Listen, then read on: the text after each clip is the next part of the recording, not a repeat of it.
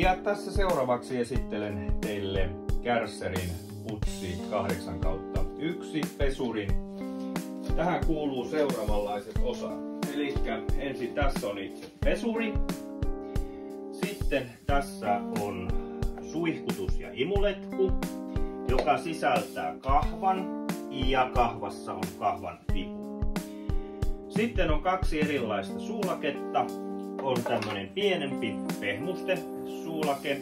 Tällä pystytään esimerkiksi pesemään hyvin sohvat. Ja sitten on tämmönen isompi suulake, eli tämä on lattiasuulake mattojen puhdistusta varten. Ja jos käytetään tätä maton pesuun varten olevaa suulaketta, niin sitten voidaan käyttää myös tämmöistä jatkoputkea, jossa on myöskin vielä oma kahva. Toki tätä voi käyttää myös tuon pienemmänkin suulakkeen kanssa. Ja sitten itse laitteessa on kaksi kytkintä. Tällä oikeanpuolimmaisella kytkimellä kytketään suihkutus päälle ja pois.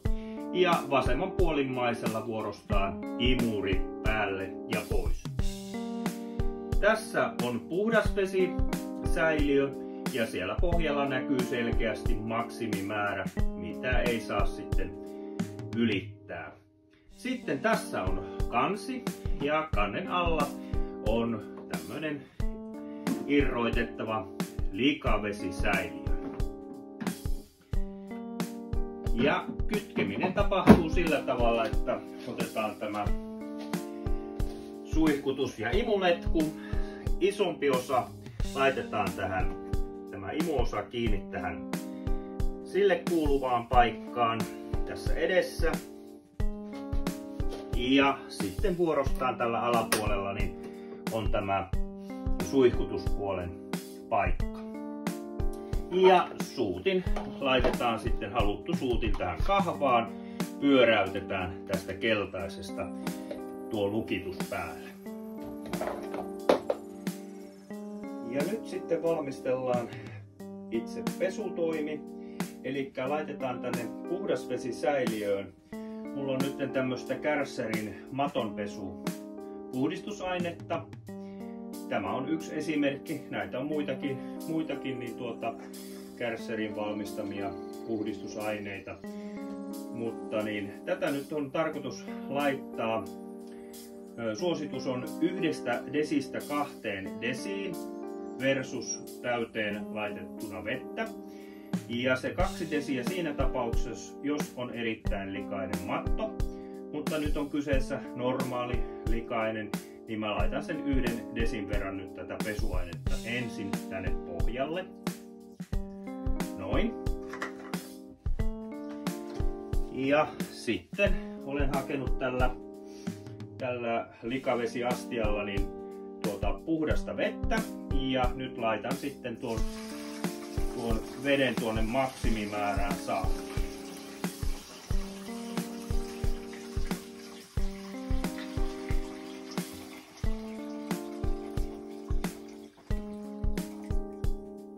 Noin. Ja sitten laitan tämän likavesiastian tänne paikalleen ja kannen paikalle. Vesi voi olla niin lämmintä kuin vaan sitä tuolta hanasta tulee. Ja silloinpa tämä onkin sitten pesua vaille valmis. Seuraavaksi kytketään tämä virtajohto seinään ja aletaan pesemään. No niin, sitten siirrytään itse maton pesuvaiheeseen. Mä oon laittanut nyt tänne maton alle pressun. Se on hyvä olla siellä suojana, että niin, jos on lattiamateriaali herkemmin niin vedelle altistuvaa. Ja nyt alkaa sitten se pesu, eli mä laitan päälle tuolta niin sekä syötön että imurin ja alan hitain vedoin sitten niin puhdistamaan tuota mattoa.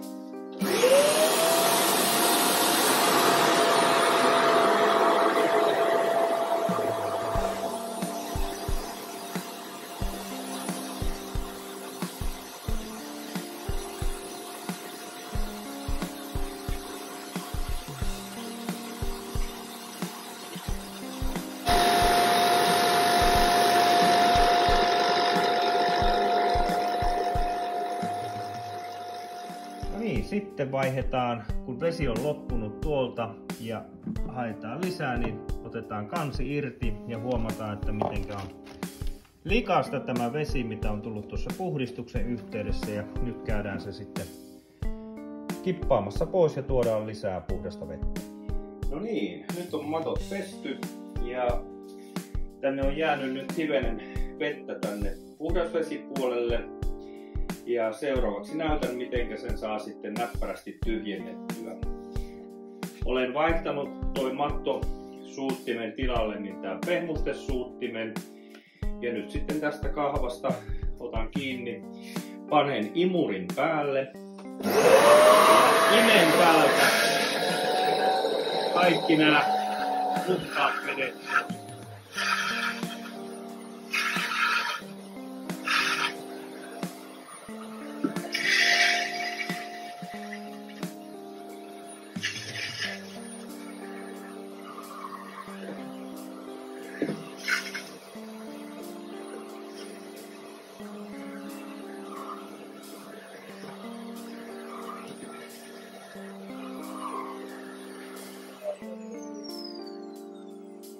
Ja nyt tässä on puhdas vesi täällä puhdasvesiastiassa ilman pesuainetta. Ja tarkoituksena on lopuksi puhdistaa tuo suutin puhaltamalla niin tuo puhdas vesi tuosta putkiston ja suuttimen kautta pois.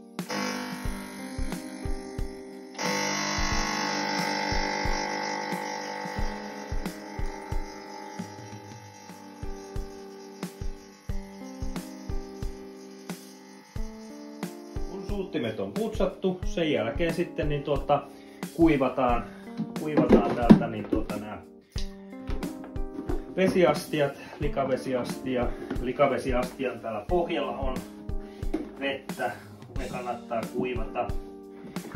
kuivata ja samoin tietysti puhdas vesiastia, niin sieltä pohja kuivataan. Ja loppujen lopuksi kannattaa jättää nämä kaikki osat niin joko tällä tavalla kuivamaan alaspäin, mutta ei ainakaan laita niitä päällekkäin tuohon paikalle. Ja näinpä silloin taas kiva sitten aloittaa seuraava pesu.